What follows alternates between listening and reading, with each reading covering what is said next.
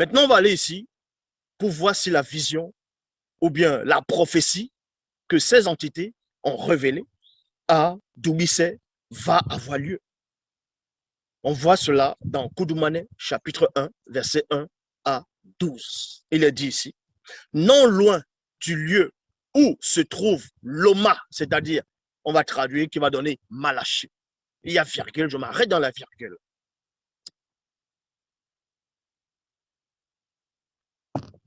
Donc, pourquoi on commence dans Koudoumane, chapitre 1, verset 1? Vous allez voir la précision.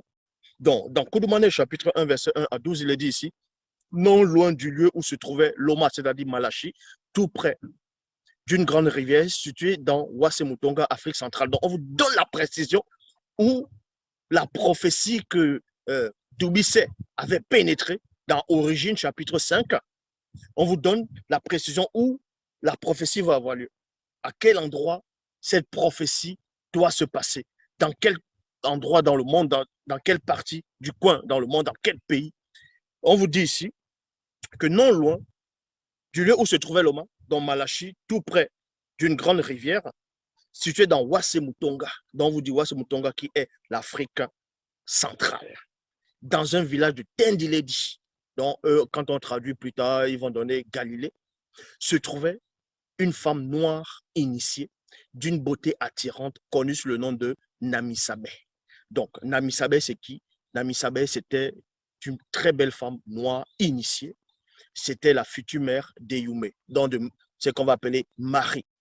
On vous apprend, non loin de l'endroit où se trouvait l'Oma, donc Malachi, tout près d'une grande rivière située dans Ouassemoutonga, qui est l'Afrique centrale, dans un village de Tendiledi, donc Galilée, se trouvait une femme noire initiée d'une beauté attirante, connue sous le nom de Namisabé. Namisabé était une kakea, c'est-à-dire Lévi. Est-ce que vous comprenez? C'était une kakea, donc qui veut dire Lévi, virgule, et avait une sœur. Donc, elle avait une sœur, elle s'appelait Yabane.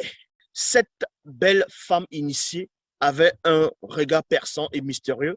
Elle était stérile et devait l'être jusqu'au temps connu. On vous apprend que Namisabé était stérile. Elle ne pouvait pas accoucher. Elle n'était pas stérile parce que les démons sont venus la frapper. Elle n'était pas stérile parce qu'on a voulu la manger mystiquement. Elle n'était pas stérile parce qu'elle a eu des rêves des maris et des femmes de nuit. Non. Parce que c'était prévu pour que un enfant spécial puisse venir, connu sous le nom de Yumé.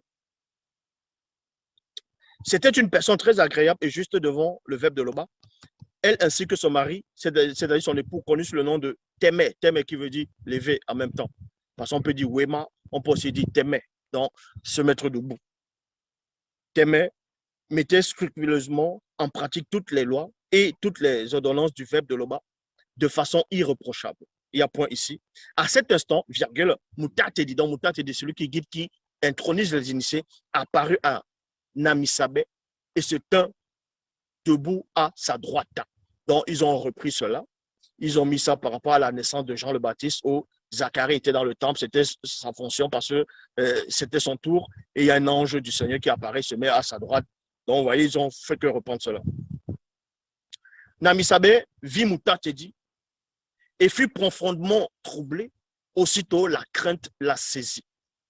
Mais Moutatedi, donc l'entité, lui dit, ne crains point Namisabé, car la prière de ton esprit a été exaucée.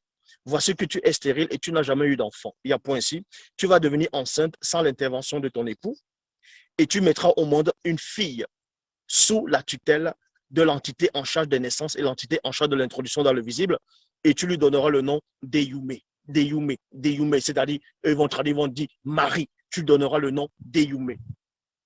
Il y a point ici. Ce sera pour toi et ton époux un sujet de joie et d'allégresse et plusieurs se réjouiront de sa naissance. Plusieurs se réjouiront de sa naissance. Est-ce que vous comprenez? Donc, car elle sera grande devant le verbe de Loba, elle sera grande devant le verbe de Tété. Elle ne boira ni vin, ni boisson forte, et elle sera remplie du Mundi Musangi, c'est-à-dire le Saint-Esprit, la Sainte Présence, dès ta matrice. Dès ta matrice. Prends donc bien garde, dès maintenant, de ne point boire ni de vin de palme, ni de boisson forte, et de ne pas manger, et de ne manger aucun animal avec son sang, ni étouffé. Elle sera consacrée à Tété. Qui sera consacrée à Tété? C'est Eyoumé, ce qu'on va appeler Marie, mère de Christ.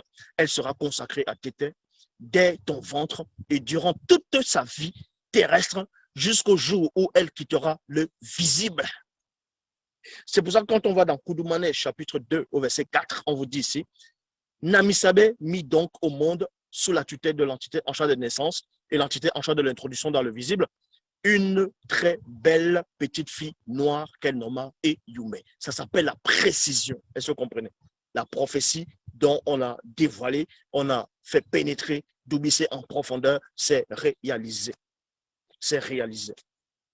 Contrairement à les fausses prophéties des Bibles actuelles classiques, des fausses prophéties qui n'ont pas de sens, qui ne se réalisent jamais, bourrées de mensonges, de confusion, exactement comme genre de prophétie dans Matthieu chapitre 2, verset 15, on vous dit que Joseph a fait sortir, Joseph ramène le petit enfant de l'Égypte, c'est-à-dire il fait sortir l'enfant de l'Égypte avec sa mère, afin que la prophétie se réalise selon ce que le Seigneur avait prophétisé par la bouche d'un prophète.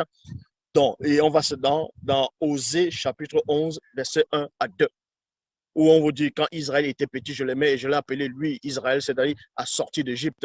Vous voyez que les prophéties des Bibles ne se réalisent jamais, parce que ce sont des fausses prophéties, parce qu'eux ne comprennent même pas c'est quoi une véritable prophétie. Ils ne savent pas c'est quoi l'esprit de la prophétie.